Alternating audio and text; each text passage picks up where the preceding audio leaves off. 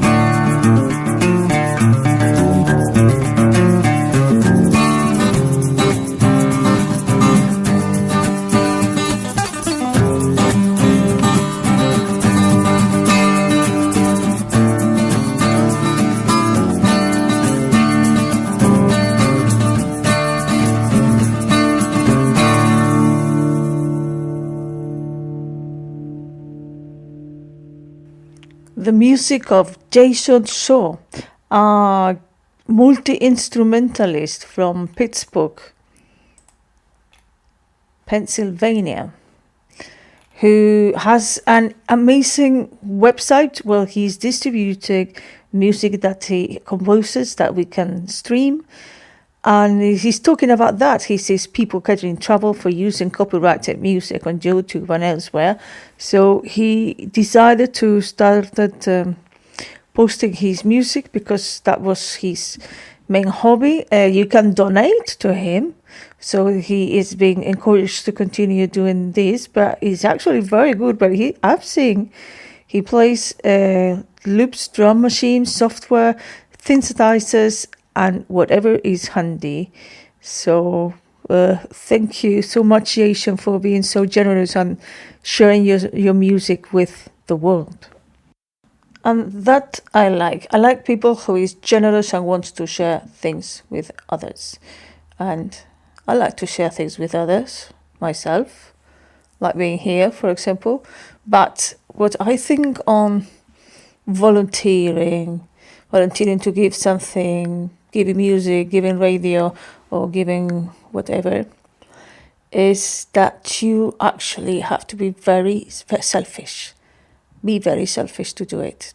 Which means you're doing it because you like how it feels doing it, because you are full.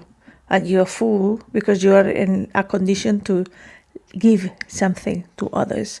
Not like, I want to give back, and I want to do something for you and only for you, and I don't think I'm doing it for me.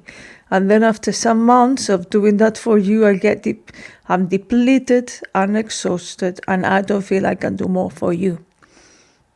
Be very super selfish. So I tell this to a lot of people, and I think it really works. Like, make the most of it and enjoy when you are giving.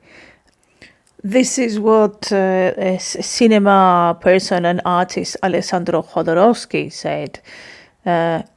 Lo que doy, me lo doy. Lo que no doy, me lo quito. Nada para mí que no sea para los otros. So that means what I give to others, I'm giving to myself. What I don't give away, I am taking it away from myself. Nothing for me that is not for others.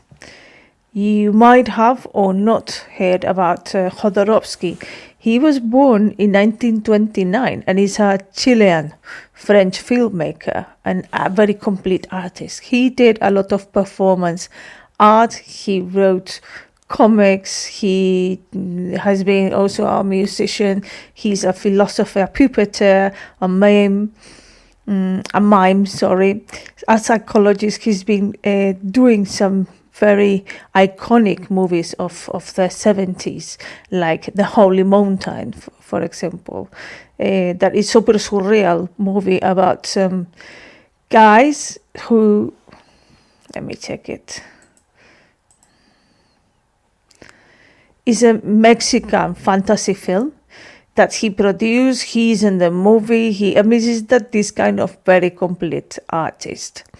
So the movie is about this man, because also he is into tarot, and he was very much into shamanism, and he was spending some time of his life very, very close to some shamans, trying to understand why the methods of the shamans were working, even the most extraordinary things that you can imagine they would do. And he writes all that in a book, which name I'm going to find you later. Is it what's the name of the book? I'll have to look at it. But the movie, what I wanted to talk about is the movie is from 1973, and it's possible to hire it in internet if you would like to see it. So there is the man who is in the desert covering his face. He's befriended by a footless, handless dwarf representing the Five of Swords,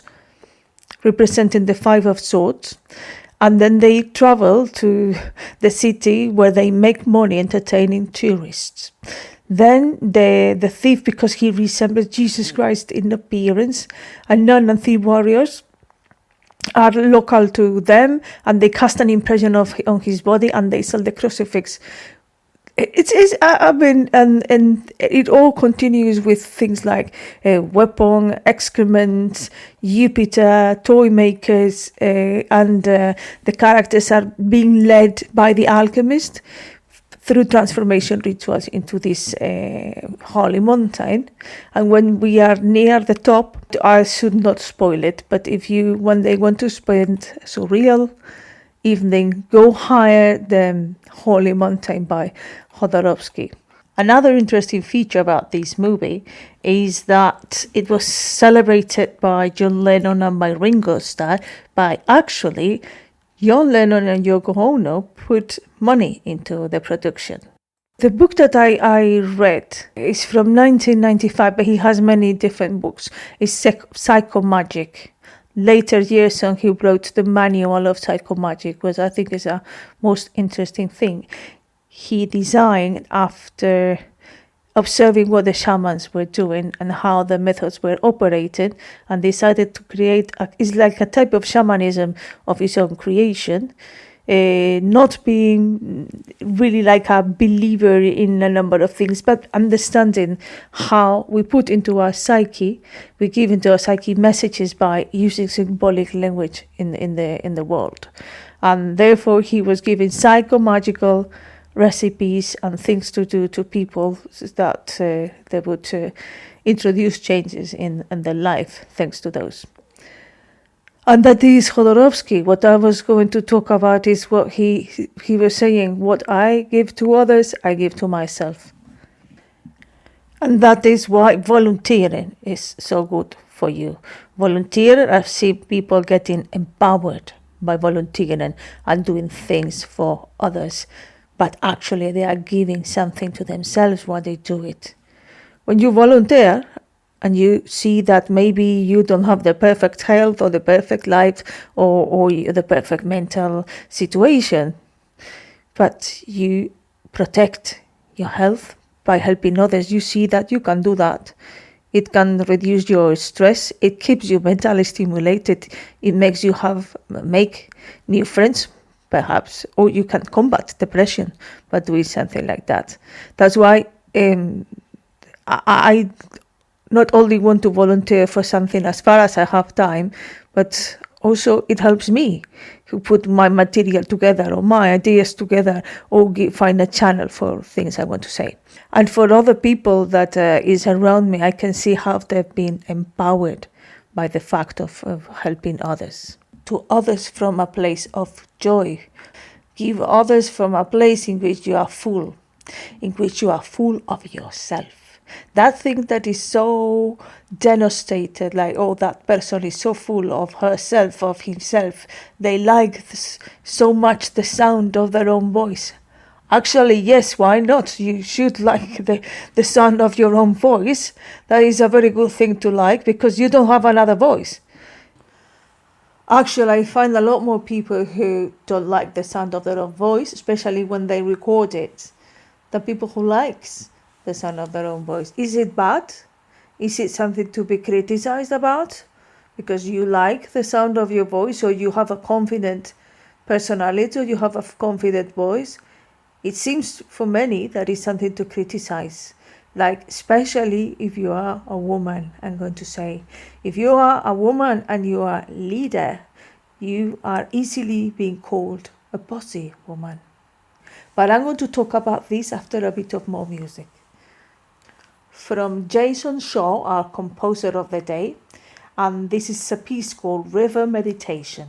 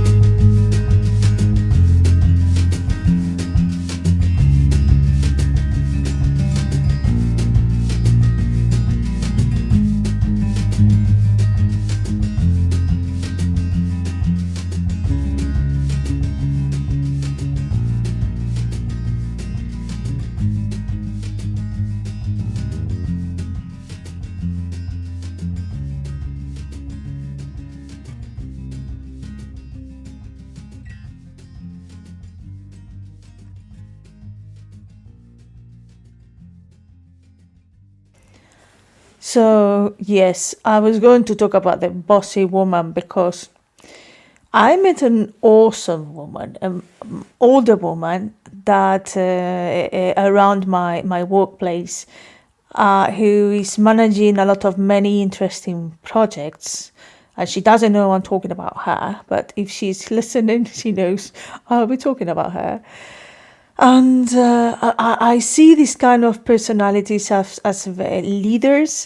She's a compassionate leader. She is a person that I admire. I like how she manages a group.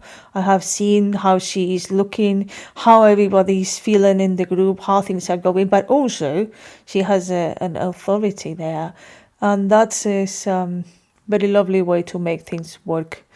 And I believe we need a lot more leaders like that, and a lot of more women leaders like that are compassionate and they have a strong set of boundaries and leadership too. What I was going to remark apart from that is that we interiorize this kind of despisive feelings to women who are leaders. And this happened when she said to me, "Oh, I'm very bossy. I am very bossy." Like, what does it mean? And I must admit, I replied something like, "I'm very bossy too." We knew what we were meaning, and we knew we were joking. But actually, for many, this is not a joke. Because the literal meaning of being bossy that I can find, according to WikiHow, is bossy people tend to have difficulty acting outside of set plans. I didn't see that she would have that difficulty. You are very locked and have a narrow perspective. You don't think you make mistakes.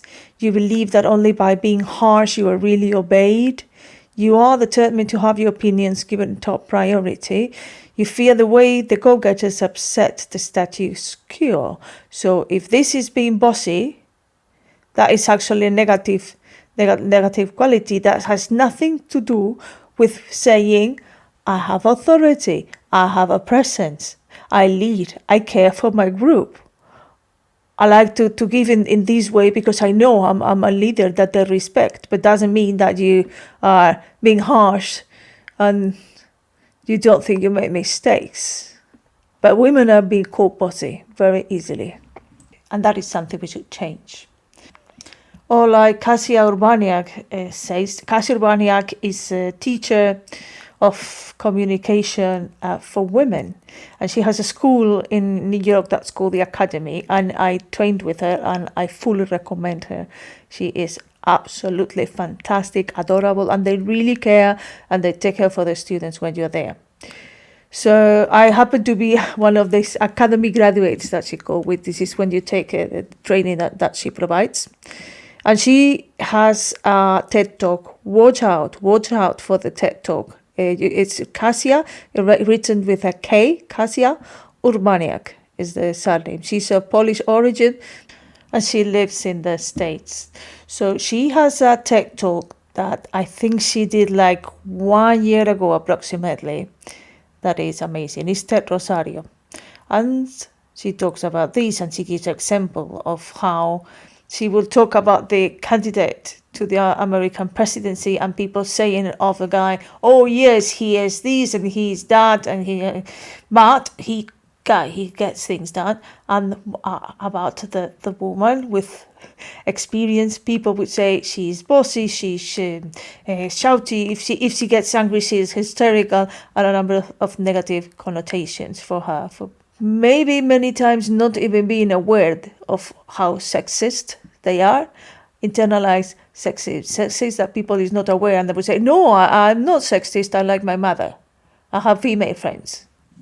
And so at the end of the second course that I took with Kasia, I wrote a song that is dedicated to the Academy because it's really an eye-opening place that supports women into changing their behaviors. And by changing our behaviors, we can educate the people who are around us. And that has a positive impact because then we are started to be treated differently. And that's why we can educate a community by leading with our example and telling others how we want to be treated. So one of the exercises that we were doing in the Academy and that she explains very often in seminars is to think in the bigger picture. And that is when you don't know what you want or you are only focusing on what you don't want, you're not really fully having the bigger picture. So what I don't want, for everything I don't want to be stuck in traffic, for example. There is a thing that I do want, and that actually goes a lot farther than the thing that I don't want. Let's say I don't want to get stuck in traffic would mean I want to be relaxed while I travel. I don't want to be having a job from 9 to 5 that I don't like. It means the bigger picture is I want to be the owner of my time. I don't want to be treated that badly with all these things that you're telling to me. Means I want respect. And when we focus in the bigger picture, in reaching out, in having a much wider sense of how far we can go, we can do bigger things. And I have experienced this. I find this is absolutely true, and I've done a lot with this. And one of the things I started doing with it was to write a song about it. And the song is about the things that I don't want, because behind everything I don't want, there is a bigger picture. There's a bigger picture all the time. Before I play it, I would like to share a little bit about the lyrics. It's a list of things I don't want, but the title of the song is What I'm For. What I'm for is a bigger picture. And it is what I'm for with regards to being a woman. I missed a lot of things I didn't list, but it's about I don't want to be put on the spot. I will question you if you do that to me. And I don't want to go home thinking of this perfectionism, the things that I could have done better. Perfectionism. You're never enough, or you're not good enough for this. And I don't want to be asked in the situation that I think it doesn't fit, to be asked what's my civil status, if I'm married or I'm settled or I'm on my own or what. Why are you asking me? You are asking me to check what chances. Recently, I had a guy in a Facebook group who was very nicely and very helpfully telling me about the car I was about to buy, and he could help me with this and the other. And then when I mentioned that I married an English man, he said one more sentence and then disappeared forever. What he doesn't know is that I am separated from that English man. But then you can see that people being helpful to you with a second intention and trying to get to know how free you are, how available. More than I don't want to be fighting against you, that is referred to men. I don't want to be fighting against men. Men are my friends. I have so many male friends, and I want to defend myself from the rest of the people, or always thinking that I have to protect myself from someone, or especially at night going home late, and how many women have been attacked, how many women are in fear of going on lonely streets, or carrying, like the song says, with the keys in my hand and hoping for the best. And I don't want to be told that I'm pretty. I don't need to be told that I'm cute. Doesn't mean that I never want to hear that I look good if you think that I look good. But yes, there are very inappropriate contexts. And surprisingly, at my age, I still hear stuff like that. Hello, cutie. Why would I want to hear that? In social media when I'm not trying to flirt with anyone. I don't want to be told that I have to dress in this way or in the other way, or that you didn't expect, or that what you think about the way I'm being dressed when I find you in the street or in a lift. And I don't want to be told that I'm bossy, because it doesn't fit. It just doesn't fit to be told that I'm bossy. I don't need you to tell me I'm smart, because I'm smart. I know you don't need to validate me. And after all, it's about I don't want to fight. So I want to just lie here by the water with somebody, while somebody dear to me speaks to my heart. So I really like people after all.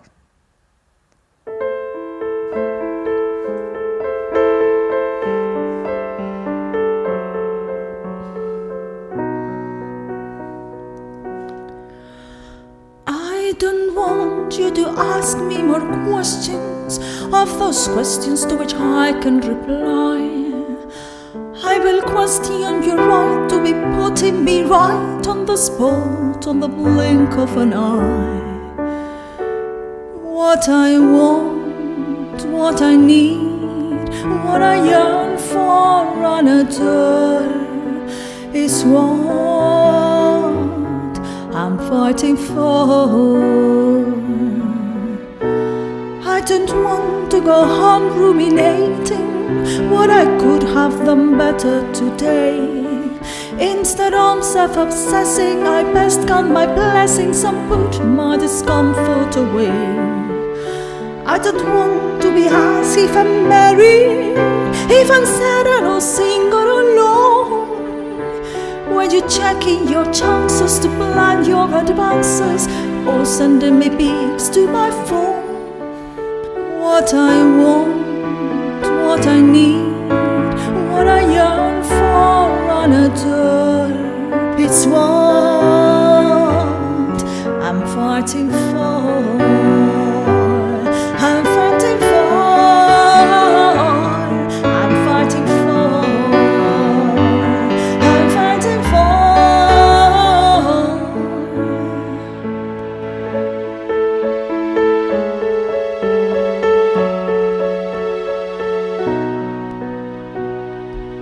I don't want to be fighting against you or defending myself from the rest.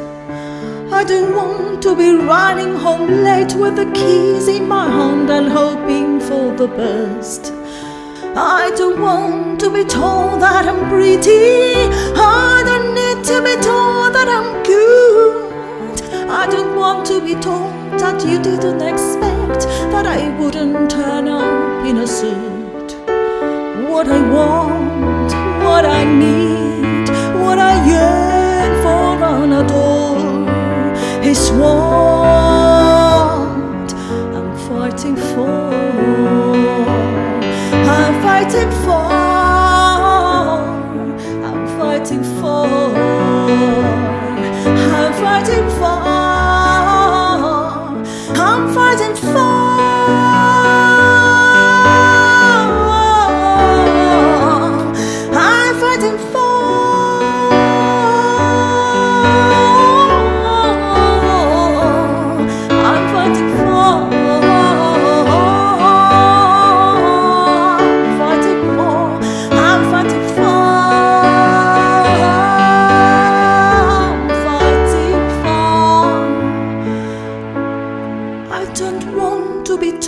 I'm bossy.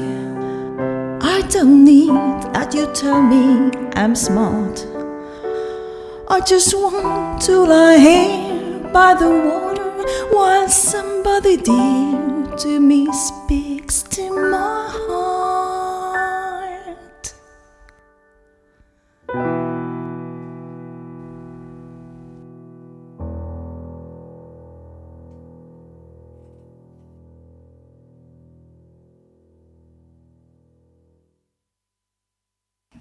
So this is me, Maria Soriano, for the first time saying my full name on episode 15, so you can Google me and find my websites here and there. And I am singing, I composed the song, I wrote the lyrics, I am playing the keyboards, and I'm very grateful to Fran Marin because we could do this recording in his studio. And I wanted to share this with you today in a day in which my mood is not that good, and I'm sure you can feel it in my voice when I see what the women in Afghanistan are risking and are going through, all the population there, but most especially women and children. And I wanted to dedicate this episode to all the women who are still fighting for freedom, for choice, for education, for independence, for your personal space, and for respect, so that we never lose the big vision, the vision of what we want and what we are going for. Have a good week.